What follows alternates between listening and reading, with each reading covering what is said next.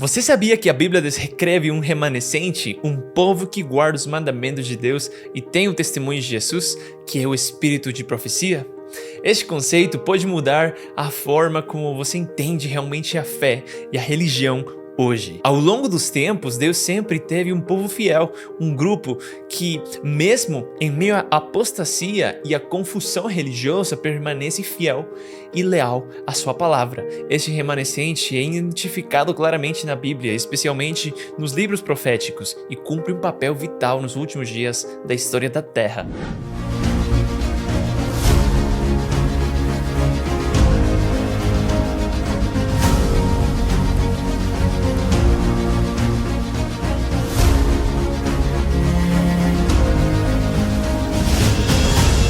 Se você nunca ouviu falar sobre esse remanescente e se questiona sobre qual igreja seguir ou como descobrir a verdadeira vontade de Deus, continue assistindo esse vídeo e reflita sobre o que a palavra de Deus nos revela. Uma das perguntas mais importantes que um ser humano pode se fazer é: qual é a igreja verdadeira?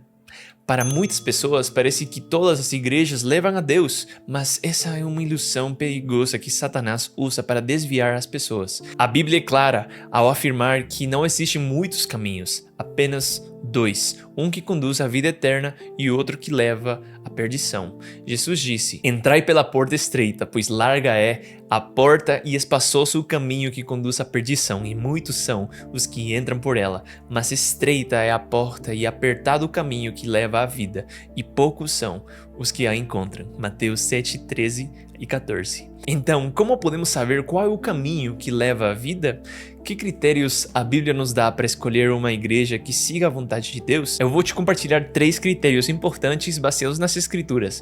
O primeiro deles é que a igreja verdadeira segue a Bíblia como única regra de fé e prática. Muitas denominações ao longo dos séculos têm se afastado da Bíblia, substituindo seus ensinos pela tradição ou por doutrinas humanas. No entanto, Gálatas 1:8 é claro ao dizer: "Mas ainda que nós, ou mesmo um anjo vindo do céu, vos pregue o evangelho que vá além do que vos temos pregado, seja anátema." A igreja verdadeira baseia todos os seus ensinos na Bíblia e não aceita nada que esteja em contradição com ela. Além disso, Isaías 8:20 nos lembra a lei e ao testemunho. Se eles não falarem conforme esta palavra, é porque não há luz neles. Segundo lugar, a igreja verdadeira possui o testemunho de Jesus, mencionado em Apocalipse 12:17. O remanescente contra o qual Satanás está mais irado é descrito como aqueles que guardam os mandamentos de Deus e têm o testemunho de Jesus. Mas o que significa o testemunho de Jesus? O que significa ter esse testemunho? Apocalipse 19:10 nos diz que o testemunho de Jesus é o espírito de profecia. A igreja verdadeira será guiada pelo dom profético. Assim como Deus guiou seu povo no passado através de profetas, nos últimos dias, Deus deu ao mundo esse dom através da obra de Ellen White, cujos escritos apontam de volta à Bíblia e chamam as pessoas para viverem à luz das verdades bíblicas.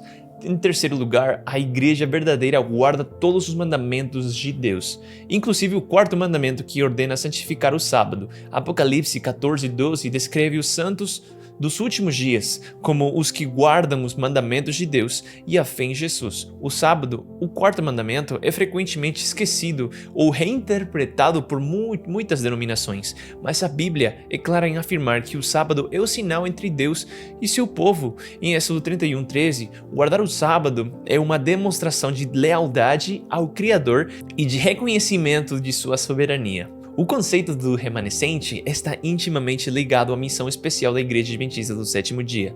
Este movimento profético surgiu no século XIX em resposta a um profundo estudo das profecias de Daniel e Apocalipse. Após a grande decepção de 1844, quando muitos cristãos esperavam a volta de Jesus, os fundadores deste movimento perceberam, através de um estudo aprofundado da Bíblia, que a profecia de Daniel 8:14 referia-se ao início da purificação do santuário celestial e não o retorno imediato de Cristo à Terra. Essa compreensão levou à formação de um grupo que se dedica a proclamar as 3 mensagens angélicas de Apocalipse 14:6-12, que chamam as pessoas de volta à verdadeira adoração de Deus.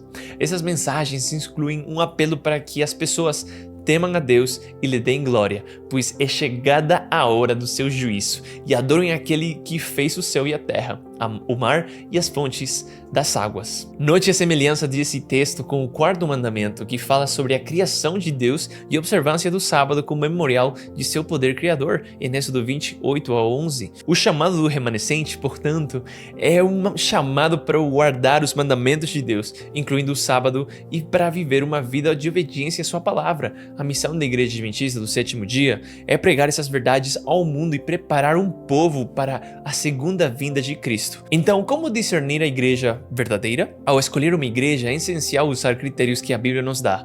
Primeiro, a igreja verdadeira deve ser fiel às Escrituras. Isso significa que ela deve basear todas as suas doutrinas e práticas na palavra de Deus, sem adicionar ou remover nada.